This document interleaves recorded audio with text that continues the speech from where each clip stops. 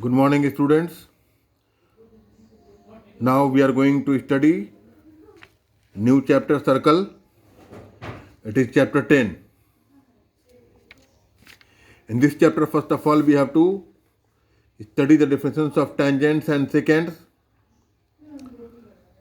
Tangent is a line which touches the circle at a point.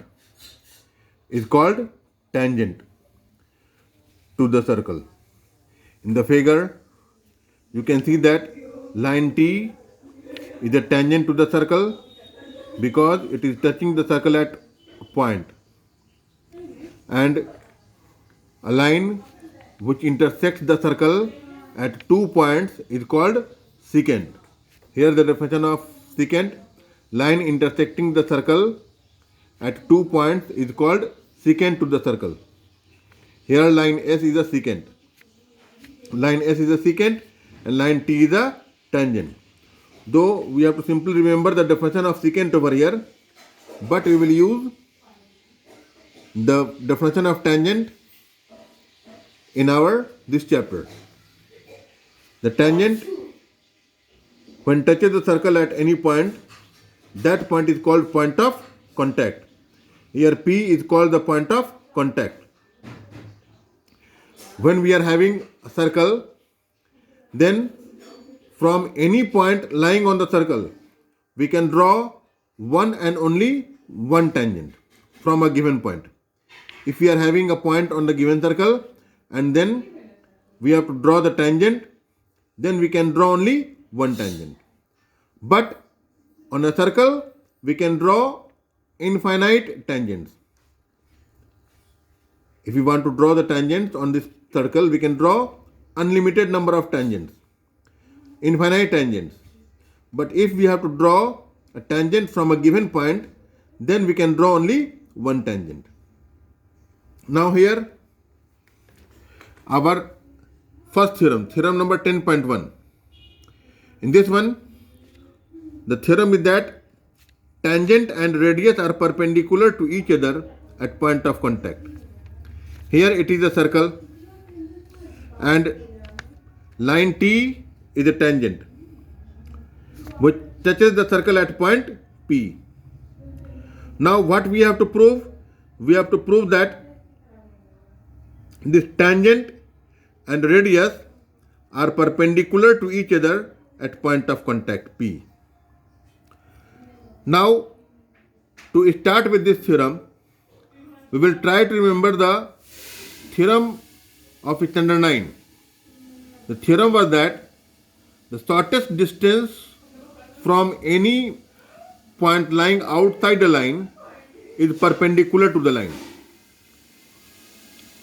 Now using that property, using that theorem of standard 9, we will prove it that tangent and radius are perpendicular to each other at point of contact. Here this tangent T is touching the circle at point P, so point P is point of contact. So what we have to prove? We have to prove that this OP and line T are perpendicular to each other. Here the statement of the theorem was that prove that tangent and radius are perpendicular to each other at point of contact. Here the things which are given to us. The things which are given that a circle C with center O and radius R, in which line T touches the circle at point P. What we have to prove?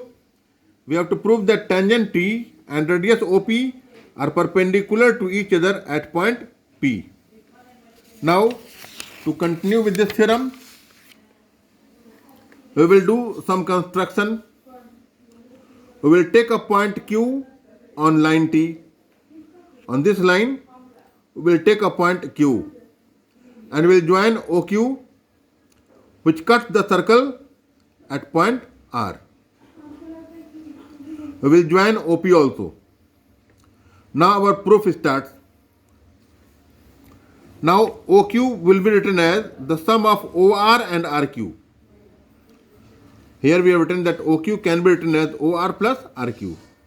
But OR can be substituted with OP. Why OR can be substituted with OP?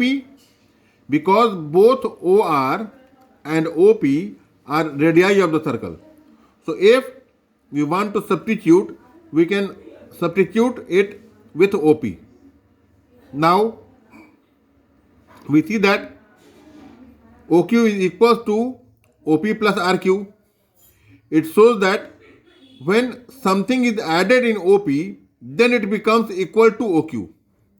It shows that OQ is greater to OP as well as greater to RQ.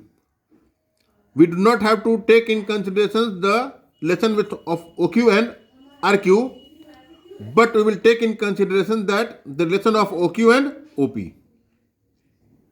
Now we see that OQ is greater than OP. Now we can have the conclusion that any line segment whose one point is lying on this line T and other point is lying on center of the circle, all the line segment will be greater than OP. As we have proved that OQ is greater than OP, so it can be assumed that any line segment whose one end point is lying on this line T and other end point is lying on the center, then that line segment will be greater than OP. It shows that line segment formed by joining any point on line T and center O will be greater than OP. Therefore, what do we observe? We observe that OP is the shortest distance from point O to line T.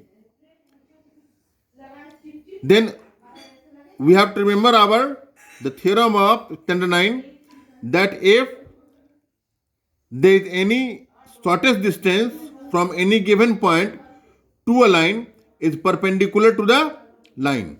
So using that property, we can have our proof that tangent and radius OP are perpendicular to each other at point P, and in the last we will write down this theorem that the shortest distance, as we know that shortest distance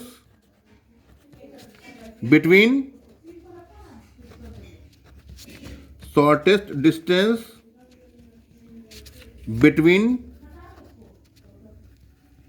a point to any line is perpendicular to that line. So using this property, which was the theorem of standard 9, we have proved this theorem. It is a very important theorem. It may be asked in the examination. So with this theorem, you will try to do exercise 10.1, and if you will have problem, you will ask from us. Till then, you practice it.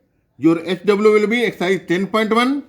You will do it, and the exercise 10.1 will be discussed with you in my next video.